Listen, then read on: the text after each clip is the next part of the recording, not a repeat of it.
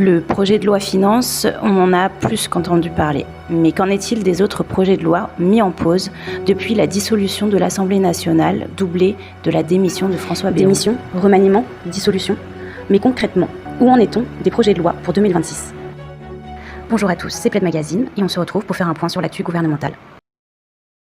18h08 sur BFM TV, bienvenue si vous nous rejoignez dans le club BFM et l'information à la une, c'est le Premier ministre Sébastien Lecornu qui dévoile les premières pistes de son futur budget avec une annonce choc qui tranche déjà avec François Bayrou.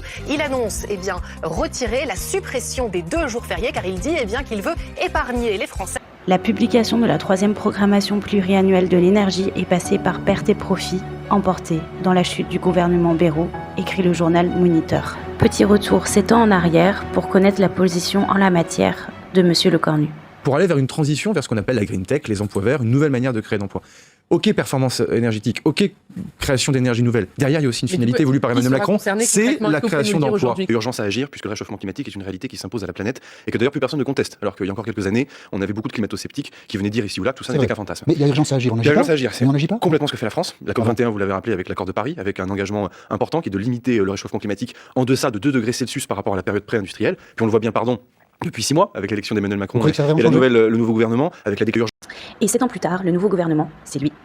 Soutenu par les syndicats des énergies renouvelables, un communiqué de presse daté du 10 septembre 2025 tient néanmoins à alerter sur le fait que l'absence de publication de la programmation pluriannuelle de l'énergie maintient l'ensemble des filières renouvelables dans une profonde incertitude. Par ailleurs, la PPE2 actuellement en vigueur ne permet pas la mise en œuvre du discours de Belfort aussi bien sur l'éolien en mer que sur la relance du programme nucléaire. La publication rapide de la PPE3 est donc cruciale pour apporter des visibilités aux filières et garantir la sécurité et la souveraineté énergétique de notre pays.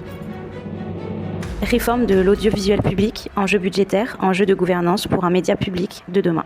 En 2016, bien avant l'arrivée de Rachida Dati-Rue de Valois, avant même la première élection d'Emmanuel Macron à l'Élysée, l'idée était de créer une BBC à la française. Et à l'époque, elle était portée par des députés LR. Mais le candidat Macron l'avait reprise à son compte. Depuis, le projet de loi a sans cesse été repoussé, se heurtant à divers obstacles comme le Covid par exemple.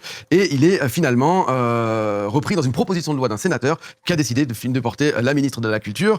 Le texte envisage de créer une holding unique qui regrouperait la télévision publique, c'est-à-dire France 2, France 3, France 5, etc.